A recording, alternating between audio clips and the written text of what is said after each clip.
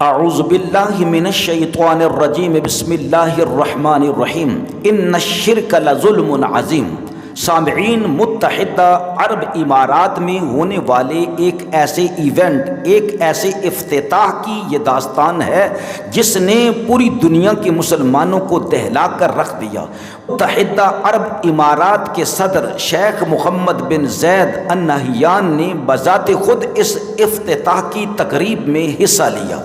اس تقریب بدسعید کا وسیع پیمانے پر اہتمام کیا گیا تھا۔ بارشوں کی وجہ سے حالات بہت خراب ہو گئے تھے، بعض جگہوں پر تو سیلاب کی صورتحال پیدا ہو گئی تھی۔ کہا جا رہا ہے کہ اربوں خربوں ڈالر کا نقصان ہوا بارش کی وجہ سے۔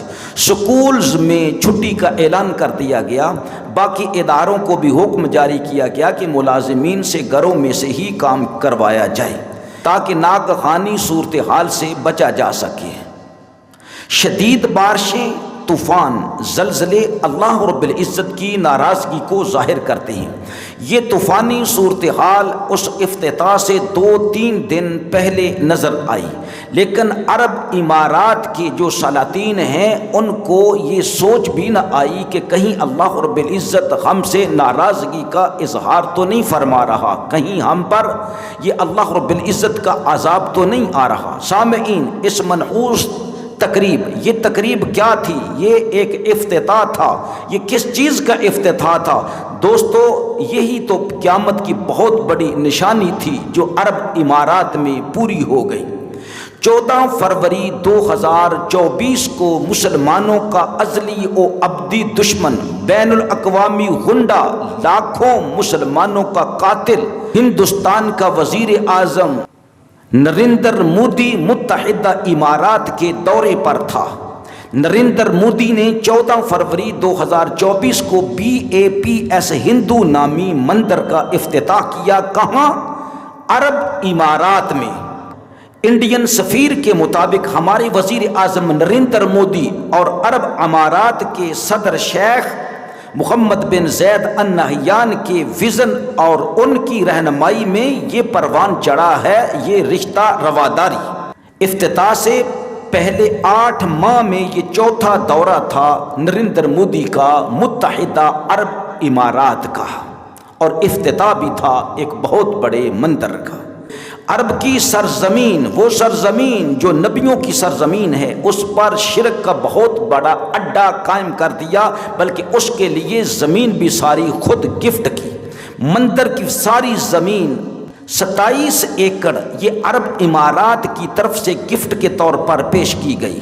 گویا عرب دنیا کے ان سربراہان نے ثابت کر دیا کہ ہم کہنے کو تو مسلمان ہیں، لیکن حقیقت میں ہم یہودی ہیں، نصرانی ہیں یا مشرکین کے سگے بھائی ہیں۔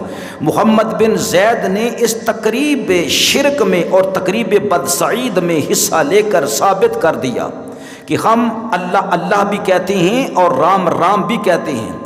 سامعین، حضرت علی المرتضیٰ شیر خدا رضی اللہ تعالی عنہ نے ٹھیک فرمایا کہ مہدی اس وقت تک نہیں آئیں گے جب تک ہر طرف کفر نہ پھیل جائے۔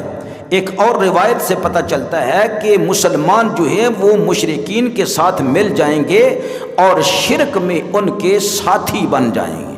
عزیزان گرامی قدر، ان کا یہ طریقہ کار بتا رہا ہے کہ جو خارا گداز تھے وہ چلے گئے، وہ گزر گئے۔ جو خارا تراش ہیں ان کا دور آ گیا ہے۔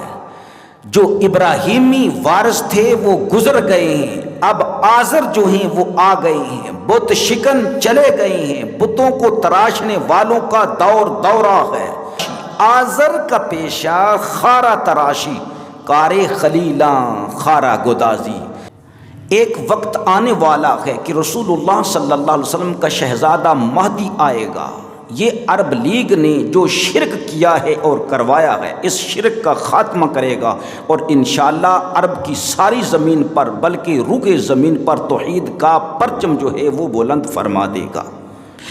انڈین ذرائع ابلاغ کے مطابق اس مندر کو راجستانی گلابی پتھر اور اطالوی ماربل کی مدد سے تعمیر کیا گیا۔ ابو ظہبی کے ولی عہد نے سن 2015 میں انڈین وزیر اعظم کے دورہ UAE کے دوران اس مندر کے لیے 13.5 ایکڑ زمین عطیہ کرنے کا اعلان کیا تھا۔ جنوری 2019 میں متحدہ عرب امارات کی حکومت نے مزید 13.5 ایکڑ زمین عطیہ کی، جس کے بعد مجموعی طور پر 27 ایکڑ زمین مندر کے لیے تحفے میں دی گئی۔ اس مندر کی بنیاد سن 2017 میں وزیر اعظم مودی نے رکھی۔